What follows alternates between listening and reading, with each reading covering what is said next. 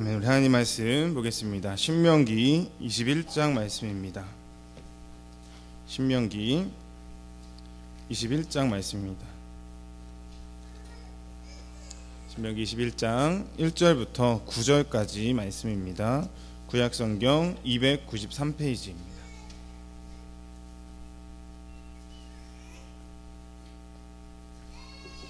신명기 21장 1절부터 9절까지 저와 여러분이 한 절씩 교독하겠습니다. 내 하나님 여호와께서 내게 주어 차지하게 하신 땅에서 피살된 시체가 들에 엎드러진 것을 발견하고 그 쳐 죽인 자가 누구인지 알지 못하거든.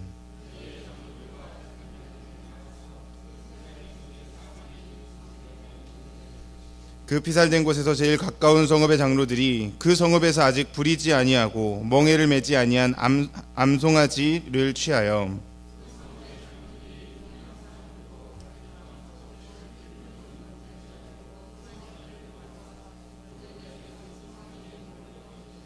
레위 자손 제사장들도 그리로 갈지니 그들은 내 하나님 여호와께서 택하사 자기를 섬기게 하시며 또 여호와의 이름으로 축복하게 하신 자라. 모든 소송과 모든 투쟁이 그들의 말대로 판결될 것이니라.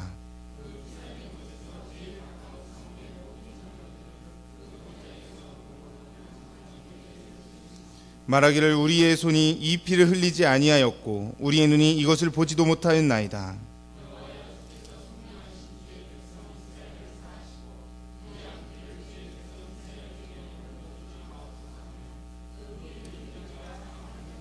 같이 읽겠습니다. 너는 이와 같이 하여 여호와께서 보시기에 정직한 일을 행하여 무죄한 자의 피 흘린 죄를 너희 중에서 제할지니라. 아멘. 요즘에 뉴스를 보면 연이어서 발생하는 그 사건 사고들로 참 마음이 아픕니다. 세월호 사건부터 시작해서 서울 지하철 사고, 고양시 화재 사고, 또 오늘 새벽에는 정선에 있는 요양병원에서 화재 사고가 나서 많은 분들이 돌아가셨습니다. 그리고 또 지하철에서 방화 사건이 날 뻔했다 하는 뉴스까지 접하면서 정말 마음이 무겁습니다. 우리가 왜 이런 일들이 발생하며 어떻게 해야 할 것인지 무너지는 마음이 참 답답한 심정입니다. 뉴스를 보기가 겁날 정도로 참 많은 사건들이 계속해서 터지고 있습니다. 그리고 해외에서도 이런 일들이 최근에 많이 일어났습니다. 얼마 전에 방글라데시에서 세월호와 똑같은 모습으로 이렇게 뒤집어져서 배가 가라앉은 사건이 있었고 수백 명이 거기서 죽었습니다. 터키에서도 광산이 폭발해서 수백 명의 광부들이 매몰되고 사망한 걸로 뉴스를 봤습니다. 세계 각곳에 크고 작은 사건들이 끊임없이 이어지고 있다는 거예요. 여러분, 우리가 사는 이 세상은 수많은 사건과 사고들이 연달아서 발생합니다. 우리는 한 치 앞도 볼 수 없는 세상 속에 살고 있습니다. 언제 내가 그 속에 들어간 대상자가 될지, 언제 나에게 무슨 일이 일어날지 우리는 아무도 알지 못합니다. 한 치 앞도 보지 못하고 아웅다웅 살고 있는 그것이 우리의 모습이라는 거죠. 그래서 많은 사람들은 종교를 찾습니다. 나를 보호해 줄 신, 나에게 복을 줄 종교를 찾아서 많이 헤매입니다. 사건 사고에 자신이 휘말리지 않도록 자신을 보호해 줄 수호신을 찾는 것입니다. 또 어떤 사람들은 노력을 합니다. 사건 사고를 예방하기 위해서 시스템을 만들고 안전장비들을 만들고 여러 가지 노력들을 합니다. 믿을 수 있는 건 과학과 실력뿐이다 얘기하며 여러 가지 노력들을 하는 부류도 있습니다. 반면에 어떤 사람들은 그냥 관조합니다. 멀리서 본다는 거죠. 나한테 일이 벌어지지 않으면 나랑은 별로 상관없는 일인 것처럼 사는 사람들도 있습니다. 사건이 발생하고 뉴스가 한참 나오면 거기에 대해서 반응하고 눈물 흘리기도 하지만 얼마 정도 시간이 지나면 없었던 일인 것처럼 지내는 사람들도 많이 있다는 거예요. 벌써 세월호 사건이 있은 지 한 달이 넘었습니다. 다른 사건 사고들에 참 많이 시선이 뺏기며 어느덧 우리도 일상으로 돌아가고 있는 건 아닌가 그런 생각들을 합니다. 물론 일상으로 돌아가야 하겠죠. 하지만 그 속에 우리가 그리스도인으로서 가져야 할 자세는 있다는 겁니다. 여러분, 우리는 이 세상에 이 사건과 사고가 많고 수많은 사람들이 지금도 죽어가고 있는 이 세상 속에 그리스도인이라는 이름으로 살고 있습니다. 우리는 이 사건과 사고들을 어떻게 반응해야 할까요? 그저 나는 거룩해 라고 얘기하며 교회 안에서 세상과 담을 쌓고 살아야 하는 것일까요? 아니면 우리는 이 상황들을 어떻게 대처해야 할까요? 하나님은 무엇을 원하실까요? 그럼 저는 요즘의 사건들을 보며 고민하고 있습니다. 내가 이 땅에 살고 있는 한 명의 목사로, 또 그 이전에 한 명의 성도로 내가 이 상황 속에 무엇을 행하며 어떻게 말하며 무슨 생각을 하고 어떻게 기도할 것인가 고민합니다. 그렇게 고민하는 중에 하나님께서 주신 말씀이 오늘 이 본문의 말씀입니다. 우리가 이 땅에서 어떻게 살아야 할지 알기 위해서는 우선 21장 1절 전반부를 알아야 합니다. 내 하나님 여호와께서 내게 주어 차지하게 하신 땅에서. 여러분, 우리는 하나님의 땅에 살고 있다는 겁니다. 이게 우리가 알아야 할 아주 중요한 전제입니다. 여러분, 이 본문은 하나님께서 주어서 차지하게 할 땅에서 일어난 사건입니다. 우리가 살고 있는 이 세상이 하나님의 통치 영역 안에 있다는 걸 우린 알아야 된다는 거예요. 그냥 우리랑 상관없는 세상에서 일어나는 일이 아니라 이 땅에서 일어나는 모든 사고는, 모든 상황들은 하나님의 허락하심 속에 있다는 것이에요. 이 땅은 하나님의 나라이며 오늘 본문에서 일어나는 이 사건은 하나님의 통치 속에서 일어났다는 겁니다. 여러분, 우리는 잊지 않아야 합니다. 세상은 하나님의 것입니다. 하나님이 만드셨고 하나님이 지금도 통치하고 계십니다. 성경에는 참새 한 마리라도 하나님이 허락하지 않으시면 떨어질 수 없다고 얘기합니다. 그 어떤 것도 하나님의 계획이 없고 하나님의 뜻이 없으면 이루어질 수 없는 것이 지금 이 세상이라는 것입니다. 예수님은 이 세상을 완벽하게 정복하셨습니다. 빌립보서 2장 9절 10절 말씀에 이러므로 하나님이 그를 지극히 높여 모든 이름 위에 뛰어난 이름을 주사 모든 무릎을 예수의 이름에 꿇게 하시고 라고 말합니다. 예수님이 십자가에 달려 죽으심으로 이 세상의 모든 권세는 하나님께 완전히 굴복하게 됐다라는 거예요. 한때 사단이 아담과 하와를 유혹해 인간을 타락의 길로 빠뜨렸지만 그들이 지었던 죄마저 이 땅에 하나님의 창조 이후 들어왔던 세상의 권세 잡은 자 마귀마저 예수님의 십자가 앞에서 무릎을 꿇고 완전한 하나님의 승리가 선포되었다는 것입니다. 이미 2000년 전에. 지금 우리가 살고 있는 이 세상은 악의 세상이 아니라 하나님의 통치 안에 있는 세상이다라는 걸 우리는 알아야 한다는 겁니다. 이 설교가 계속 진행되면서 이 부분이 얼마나 중요한지 알 수 있을 것입니다. 그리고 우리가 이 땅에서 살고 있다는 것은 하나님의 통치 아래에서 하나님의 아들로 살고 있다는 얘기라는 것도 중요합니다. 여러분, 왕궁에 사는 사람들 중에 왕자와 공주를 무시할 수 있는 사람은 아무도 없습니다. TV 같은 데 보면 신입사원들 얘기가 나올 때가 있어요. 그러면 꼭 신입사원이 회장님 아들입니다. 그러면 과장, 부장도 막 벌벌 떨죠. 왜 그래요? 그 회사의 오너의 아들이기 때문에 벌벌벌 떠는 겁니다. 똑같아요. 우리는 하나님의 자녀예요. 믿으시죠?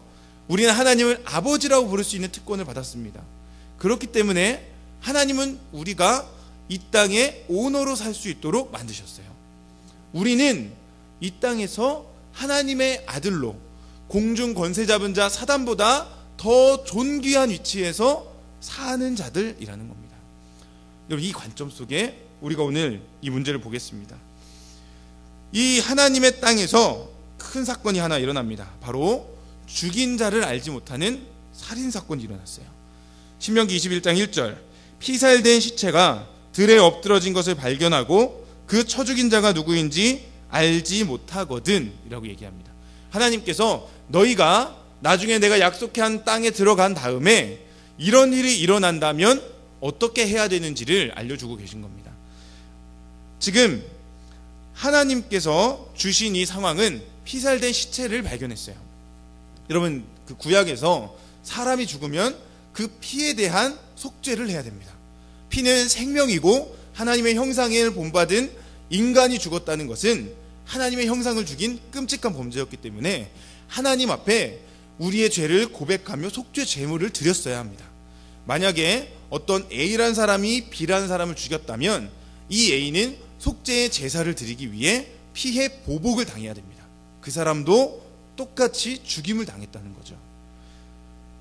한 사람의 피를 흘린 것을 그 죽인 사람의 피로 대속을 했어야 된다는 겁니다. 그게 하나님의 율법이었는데 지금 여기에는 좀 애매한 상황이 등장합니다.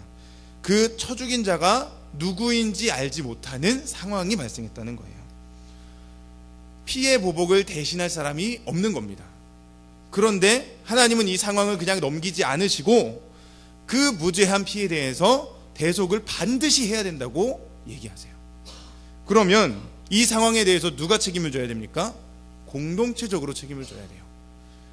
이 사람이 어떤 사정이 있었든지 상관없이 공동체가 땅에 피가 흘려진 것을 하나님께 용서를 구하며 속죄의 제사를 드려야 된다는 거예요. 하나님이 주신 생명이 인간의 죄로 말미암아 죽었음을 한탄하며 회개의 기도를 드려야 된다는 거죠. 그게 이 당시의 법이었습니다. 여기서 책임의 문제가 나타났어요. 누가 그 대속을 할 거냐는 거죠. 지금 우리에게 회개는 간단합니다. 죄를 깨달으면 하나님께 고백하고 용서를 구하고 다시 죄를 짓지 않도록 우리의 삶을 바꾸면 됩니다. 그것이 회개인데 이 당시의 피해 대속은 좀 어려웠습니다. 본문에 보면 레위 자손들과 장로들이 함께 이 송아지를 끌고 가야 됩니다. 근데 이 암송아지를 끌고 가야 되는데 아직 부리지 않고 아직 일을 시키지 않았고 멍에를 매지 아니한 암송아지를 취합니다. 좀 어린 암송아지겠죠. 이런 암송아지를 고르고 골라야 될 겁니다. 열심히 골라서 암송아지 한 마리를 구합니다.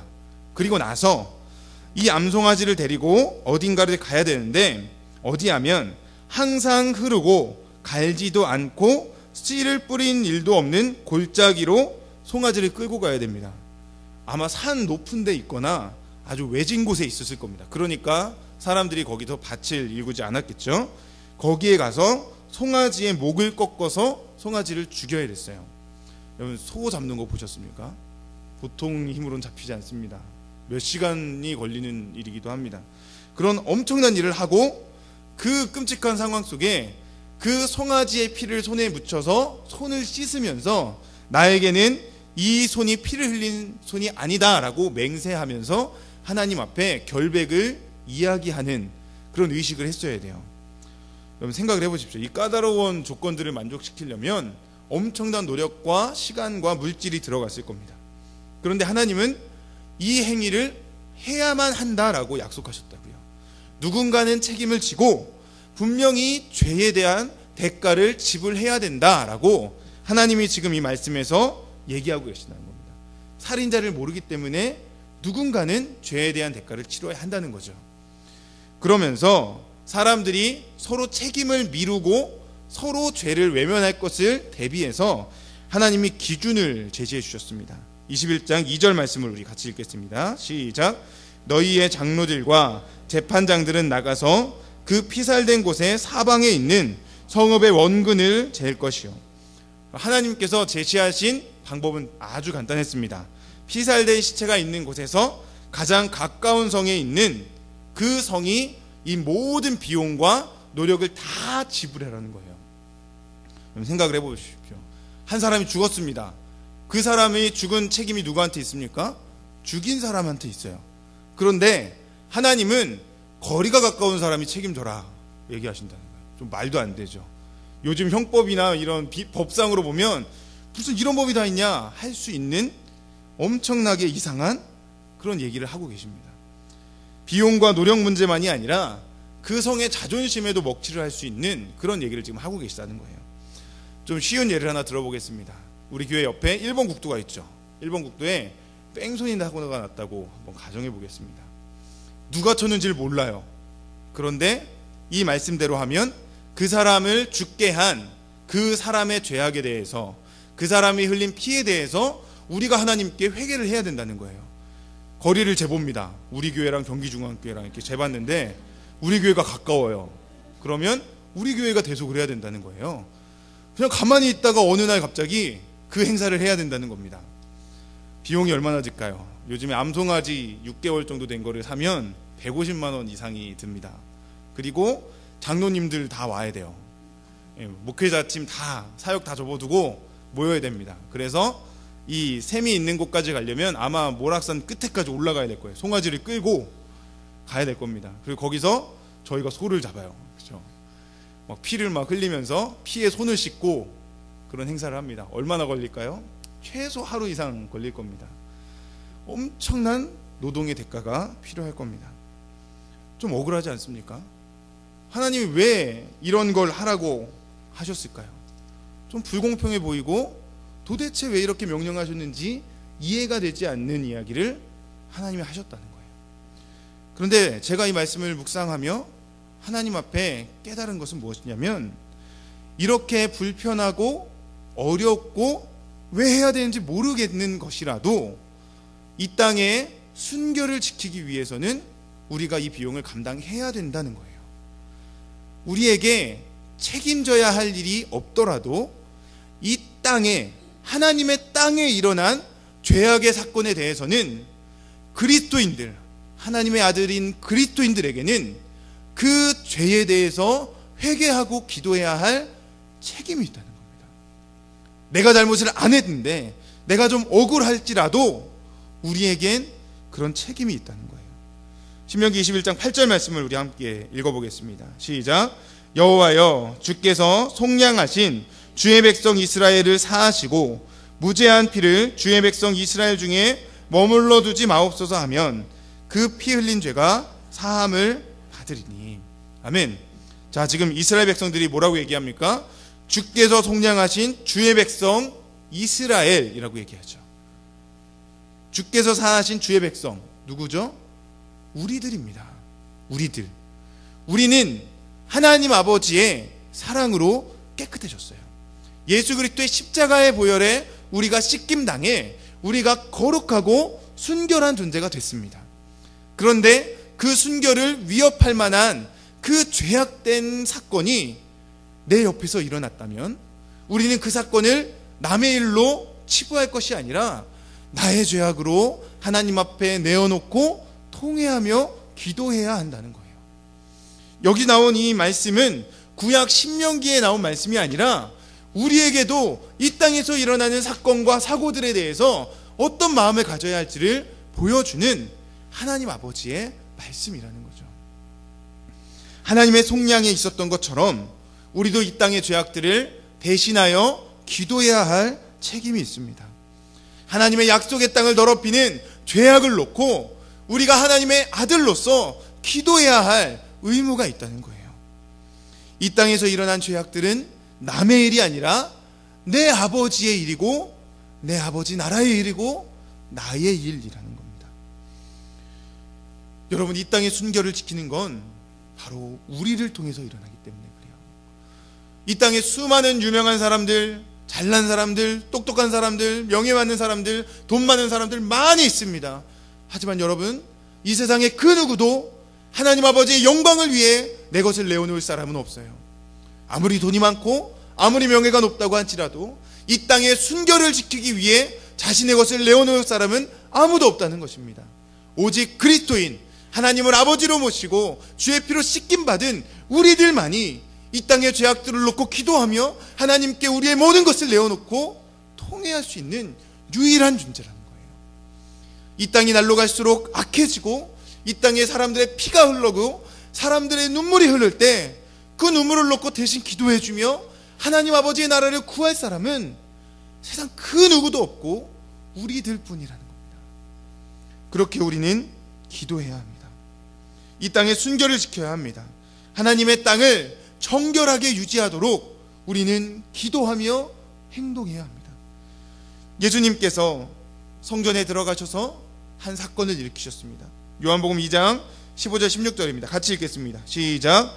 노끈으로 채찍을 만드사 양이나 소를 다 성전에서 내쫓으시고 돈 바꾸는 사람들의 돈을 쏟으시며 상을 엎으시고 비둘기 파는 사람들에게 이르시되 이것을 여기서 가져가라. 내 아버지의 집으로 장사하는 집을 만들지 말라 하시니. 아멘. 예수님 뭐라고 하십니까? 내 아버지의 집이라는 거예요. 내 아버지의 집인데 너희가 이 땅을 더럽게 만들었다 얘기하시며 분노를 쏟아내고 계십니다. 여러분, 이 분노 속에 하나님 아버지의 마음이 있는 거예요. 많은 사람들이 그리스도인은 착한 사람이라고 얘기합니다. 말도 잘 듣고 선하고 좋은 일 많이 하는 사람이 그리스도인이라고 생각합니다. 맞습니다. 그리스도인들은 순결한 양처럼 착해야 합니다. 하지만 우리는 분노할 줄 알아야 합니다. 세상의 목소리에 길들여져서 노예와 같이 순종하며 바보처럼 사는 존재가 아니라 이 땅에 죄악을 놓고 이 땅에 악을 놓고 이 땅에 정의가 나타나지 않는 것을 보고 하나님 앞에 분노하며 이 세상 앞에 외치며 기도하며 행동할 수 있는 존재가 그리스도인들이라는 거예요.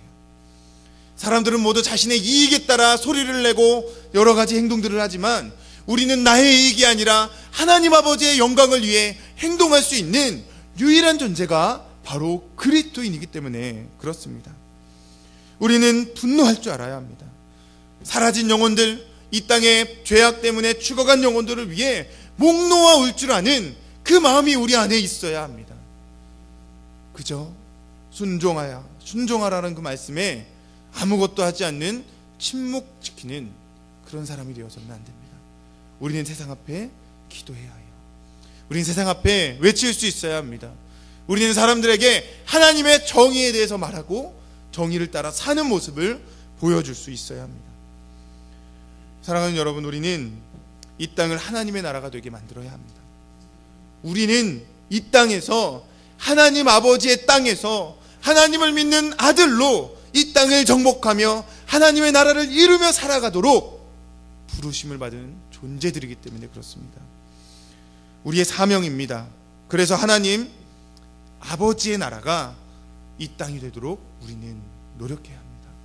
기도하며 움직여야 합니다. 예수님께서도 이것을 말씀하셨습니다. 마태복음 6장 10절 주기도문을 가르치실 때 예수님 말씀하셨습니다. 나라가 임하옵시며 뜻이 하늘에서 이룬 것 같이 땅에서도 이루어지리이다. 하나님의 나라가 이루도록, 하나님 나라가 이 땅 가운데 임하도록 날마다 기도하라는 거예요. 주기도문이 무엇입니까? 너희는 기도할 때 이렇게 기도하라 얘기하시며 우리에게 주신 기도의 문이 아닙니까? 그 기도문은 하나님 나라가 이루어지게 해달라고 간절히 구하는 기도문이었어요. 여러분, 주기도문 하실 때 좀 간절하게 우리가 했으면 좋겠어요. 그냥 주문에 의듯이 하나님 나라가 임하오시며 뜻이 이러지 마시고 우리 마음속에 한 글자 한 글자를 고백해 보십시오. 그리고 그걸 정말 기도하는 마음으로 하나님 앞에 한 글자 한 글자 고백했으면 좋겠어요. 이 말씀 6장 10절 말씀 우리 한번 정성스럽게 한번 읽어보겠습니다. 시작. 나라가 임하시오며 뜻이 하늘에서 이루어진 것 같이 땅에서도 이루어지리이다. 아멘. 날마다 기도해야 합니다. 하나님 나라가 이 땅에 임하게 하여 달라고 우리는 날마다 기도해야 합니다. 그렇다면 하나님 나라가 이루어지는 게 무엇일까요? 그것은 하나님의 뜻이 하늘에서 이룬 것 같이 땅에서도 이루어지는 것이에요. 이 땅에 하나님의 뜻이 이루어지는 것입니다. 하나님의 말씀이 이 땅 가운데 심겨지고 하나님의 정의가 실현되고 하나님의 말씀대로 이 세상의 가치관이 변화되고 하나님을 믿는 군사들이 이 땅 가운데 임하는 것, 하나님을 믿는 믿음의 사람들이 수없이 일어나 하나님이 다시 오실 그날을 기다리며 함께 예배하는 나라가 되는 것, 그것이 하나님 나라가 이 땅 가운데 임하는 것입니다. 아모스 선지자는 하나님의 나라를 이렇게 얘기합니다. 오직 정의를 물같이 공의를 마르지 않는 강같이 흐르게 할지어다. 정의와 공의가 있는 나라, 정직이 상식이 되는 나라, 그 나라가 이 나라가 되도록 우리가 함께 기도해야 한다는 겁니다. 우리는 이 나라가, 우리가 살아가는 이 대한민국이 정의로운 나라가 되도록 기도해야 합니다. 하나님의 공의가 이 나라 가운데 가득하기를 기도해야 합니다.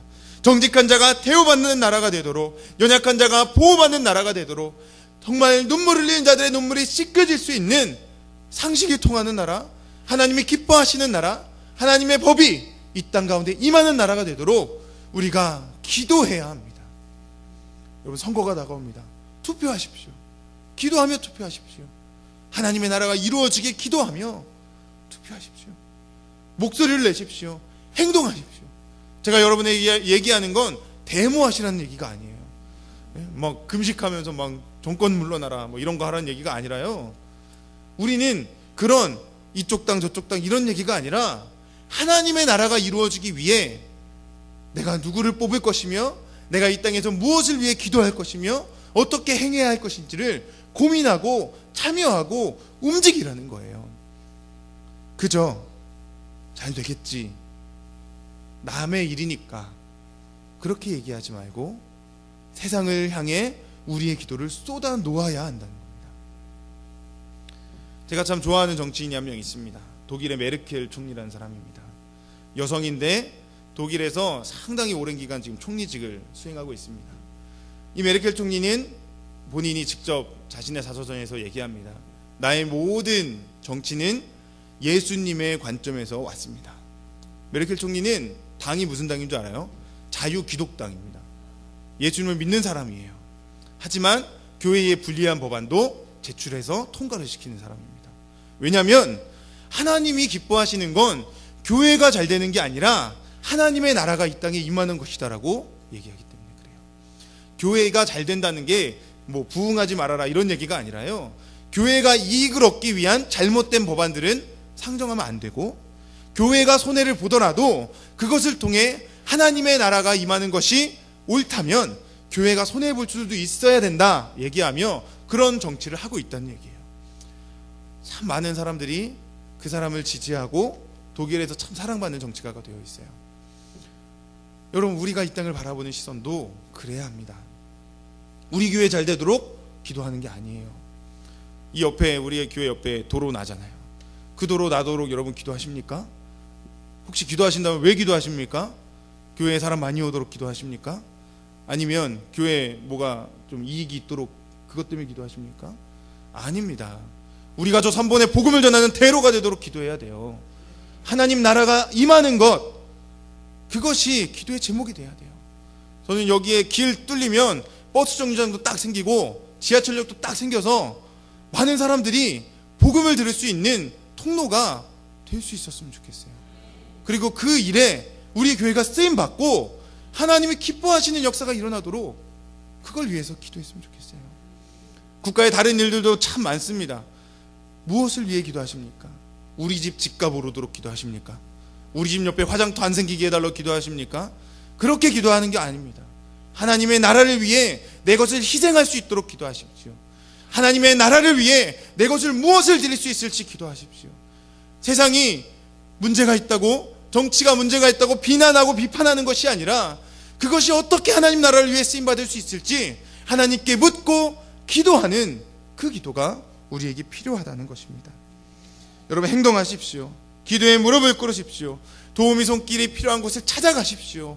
그리고 그곳에 예수 그리스도의 공의가 선포되도록 여러분이 섬기고 사랑을 신천하십시오. 하나님은 이들의 이런 행동, 내 책임이 아닌 것 같지만 하나님의 나라를 위해 내 것을 희생했던 이 이스라엘의 행동을 보며 9절에서 이렇게 얘기하십니다. 여호와께서 보시기에 정직한 일을 행하여. 하나님은 하나님의 영광을 위해, 이 땅의 순결을 위해, 교회의 거룩을 위해 희생한 것들을 바라보며 정직한 일이라고 말씀하십니다. 우리는 우리의 이익을 위해 기도하는 자가 아닙니다. 우리가 이 세상에서 사람들과 함께 산다는 것은 교회의 이익을 위해 사람들을 이용하는 것이 아닙니다. 나의 이익을 위해 다른 사람을 사용하는 것이 아닙니다. 우리가, 교회가 세상과 함께 산다는 것은 이 세상에 하나님의 나라가 임하도록, 이 세상에 정의가 임하고 공의가 임하고 하나님의 사랑이 임하도록 우리가 미랄이 되어 썩어지고 죽어질 수 있도록 하나님 앞에 기도하며 행동하는 것입니다. 사람들에게 관심을 가지십시오. 눈을 돌려 바라보십시오. 우리가 하나님의 사람으로 어떻게 행해야 할지 하나님께 기도하십시오. 그리고 행동하십시오. 우리는 그렇게 부르심을 받은 자들이기 때문입니다. 말씀을 마치겠습니다. 이 땅은 하나님의 나라라고 얘기했습니다. 그리고 그 나라 속에 우리는 하나님의 자녀로 살아가는 자들입니다. 이 땅에서 일어나는 수많은 사건들, 여러분, 그 사건들은 남의 일이 아닙니다. 우리의 일입니다. 아버지의 나라에서 이루어지고 있는 내 이웃, 내 사랑하는 형제 자매들의 불행이고 고통이고 눈물입니다. 우리가 그들을 위해 울어줄 수 있어야 합니다. 우리가 그들을 위해 우리의 것을 내어줄 수 있어야 합니다. 이 땅의 제도가 문제가 있습니까? 여러분, 그 제도를 놓고 기도하실 수 있길 바랍니다. 이 땅에 하나님의 정의가 임하도록, 하나님의 나라가 임하도록 우리가 기도할 수 있는 자들이 됐으면 좋겠습니다. 몇 주간 몇 번 제가 이 세상과 그리스도인이란 시리즈를 가지고 설교하려고 합니다. 이 땅 가운데 일어나는 많은 일들, 우리가 어떻게 바라보며 무엇을 위해 기도할 것인지 구체적인 이야기들을 좀 하려고 합니다. 이 시간들을 통해서 우리가 세상에 관심을 가질 수 있는 사람들이 됐으면 좋겠습니다. 이 땅을 품고 기도하는 믿음의 사람들이 됐으면 좋겠습니다.